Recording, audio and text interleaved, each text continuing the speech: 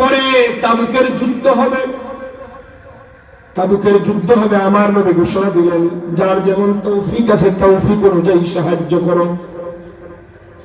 নবীর সাহাবীরা নিজেদের তৌফিক অনুযায়ী সাহায্য করলেন। হযরত ওমর রাদিয়াল্লাহু তাআলা আনহু, ওনার অবস্থা, অর্থনৈতিক অবস্থা তখন খুব ভালো ছিল। উনি ওনার সম্পদের একত্রিত করে 2 ভাগ করে 1 ভাগ উনি ওনার পরিবারের জন্য রেখে আসলেন, বাকি অর্ধেক সম্পত্তি নবীর কদমে হাজির করলেন। আমার নবী জানতে চাইলেন, ওমর কি তুমি তো তাবুকের যুদ্ধে গোলবান্দার দিনে, বলো আমারে তোমার পরিবারের জন্য তুমি কি রেখে আসলে? আমিরুল মুমিনিন হযরত ওমর রাদিয়াল্লাহু তাআলা জবাব দিয়েছিলেন, ইয়া রাসূলুল্লাহ, ইয়া হাবিবাল্লাহ, ওগো মায়ার নবী, এখন আমার অর্থনৈতিক অবস্থা বড় ভালো। আমার ঘরের মধ্যে যত সম্পদ ছিল আমি সমস্ত সম্পদ একত্রিত করলাম, অর্ধেক আমি আপনার কদমে রেখে দিলাম, বাকি অর্ধেক আমি আমার পরিবার পরিজনের জন্য রেখে আসলাম। এরকম দান ইসলামের জন্য বর্তমান সময়ে কয়জন ভাই পাওয়া যাবে? না, খুব কম। অর্ধেক সম্পদ দিয়ে দেওয়া। হযরত ওমর রাদিয়াল্লাহু তাআলা আনহু ভাবলেন, হয়তো আজকে আমি বেশি বেশি দান সম্পদ। সাহাবায়ে কেরাম আল্লাহর নামে দান করতে পারলে এরা খুব খুশি হইতেন যে আল্লাহরে খুশি করতে পারছে, আল্লাহরে দিতে পারছে। কিছুক্ষণ পরে আসলো আবু বকর সিদ্দিক রাদিয়াল্লাহু তাআলা এসে একটা বোঝা নবীর কদমে রাখলেন। আমার নবী জানতে চাইলেন, আবু বকর, জিহাদের ময়দানে এত কিছু দান করলে আমারে আগে বলো, তুমি তোমার পরিবার পরিজনের জন্য কি রেখে আসছো? আমার নবী জানতেন এই সাহাবায়ে কেরামেরা বেশি দিয়ে দিবেন, এই জন্য নবী যাদের সম্পর্কে জানতেন তারা এই প্রশ্ন করতেন। আবু বকর সিদ্দিক রাদিয়াল্লাহু তাআলা কেমন আশিক ছিলেন, দিনের জন্য কত ভালোবাসা ছিল, আমার নবীর জন্য কত প্রেম ছিল। আবু বকর বলেন, ইয়া রাসূলুল্লাহ, ওগো মায়ার নবী, আমার ঘরের মধ্যে যত সম্পদ ছিল সমস্ত সম্পদরে আমি একত্রিত করলাম, গাট্টি বেঁধে আমি আপনার কদমে কুরবান করে দিলাম। আমি আমার ঘরের মধ্যে আল্লাহ এবং তার রাসূলকে রেখে আসলাম। সুবহানাল্লাহ। আপনি বুঝাইলেন, ইয়া রাসূলুল্লাহ, আমার ঘর কিভাবে চলবে আমি জানি না, এটা জানেন আল্লাহ এবং আল্লাহর রাসূল। যে এরকম একই বিশ্বাস যার আছে তার ঘর চলতে কোনো অসুবিধা না, হুজুরে বলেন না। আবু বকর সিদ্দিক রাদিয়াল্লাহু তাআলা এমন আশিক ছিলেন, আমার ঘর কিভাবে চলবে আমি জানি না, আল্লাহ জানেন, আল্লাহর হাবিব জানেন।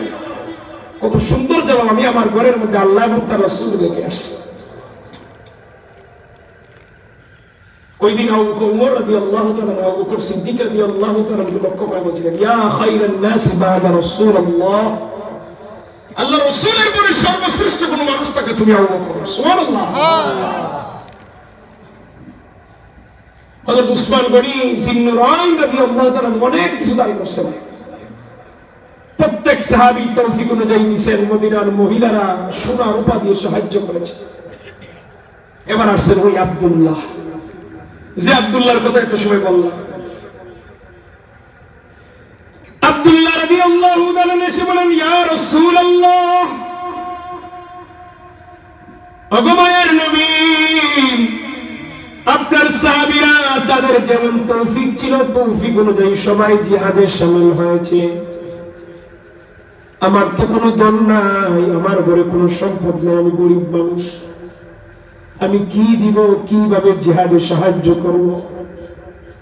দয়া করে আপনি আল্লাহ তাআলার কাছে আমার জন্য একটা দোয়া করে দেন, আমি যেন তাবুকের প্রান্তরে শহীদ হয়ে যাই, জীবন দিয়ে যেন আমিও শামিল থাকতে পারি। কেমন বলো, আল্লাহ নবী দুটি হাত আকাশে তুললেন,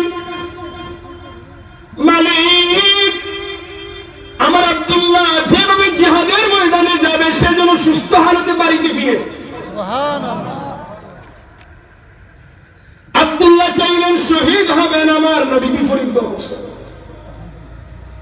আব্দুল্লাহ বলেন, ইয়া রাসূলুল্লাহ, চাইলাম শহীদ হব, আপনি শহীদ হওয়াটা হারাম করে দিলেন। কারণ নবীগণ যা দোয়া করেন সব কবুল। নবীগণের দোয়া কি? যে বলেন নবীগণের দোয়া কি? নবীগণ পবিত্র।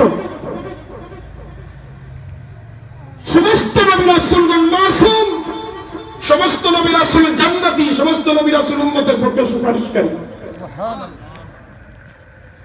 কোন নবীর দোয়া যদি আল্লাহ কবুল করবেন না, আল্লাহ ওহীর মাধ্যমে জানাইতেন, ও আমার রাসূল, ও আমার হাবিব, ও আমার নবী, এই দোয়া করবেন না, এটা কবুল হবে না।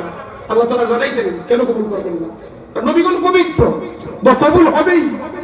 নবী যেহেতু দোয়া করে বলছেন, এটা কবুল হয়ে গেছে। এবার আমার নবী বলেন, আব্দুল্লাহ, ইসলামের জন্য তুমি যতটুকু ত্যাগ স্বীকার করেছো, এখন যদি তুমি জ্বরে আক্রান্ত হয়ে মারা যাও, আল্লাহ তাআলা তোমার শহীদের মর্যাদা দিয়ে দিবেন। তাবুকের যুদ্ধ হলো, মুসলমানদের বিজয় হলো। কিছুদিন পরে আমার নবীর কানে সংবাদ আসলো, ওই আব্দুল্লাহ জ্বরে আক্রান্ত হয়েছে। এর কিছুদিন পরে আমার নবীর কানে সংবাদ আসলো, ওই আব্দুল্লাহ ইন্তেকাল করেছে। সম্মানিত হাজির, নবী যেহেতু বলছেন জ্বরে আক্রান্ত হয়ে মারা গেল শহীদ, চূড়ান্ত ফাইনাল।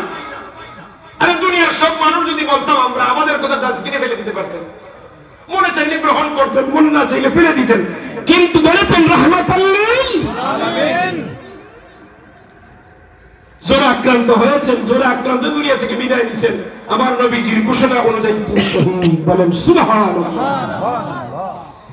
আমি যে কথাটা বুঝাতে চাইলাম, একজন যুবক মানুষ অল্প দিন হলো কালেমা পড়ছে, মুসলমান হয়েছে, আবার দুনিয়া থেকে বিদায় নিছে ১৫০০ বছর আগে।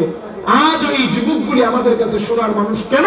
তারা অল্প সময় মেসেজে পৃথিবীতে, কিন্তু ওই সময়ের ভিতরে দিনের জন্য জীবন কোরবান করে দিচ্ছে। সম্মানিত হাজির, এটার নাম ঈমান। তো জাহান্নামের যন্ত্রণাদায়ক শাস্তি থেকে বাঁচতে গেলে তিনটি জিনিস লাগবে, স্মরণ আসেনি? তুমিনুনা বিল্লাহি ওয়া রাসূলিহি, আল্লাহর প্রতি ঈমান, তার রাসূলের প্রতি ঈমান।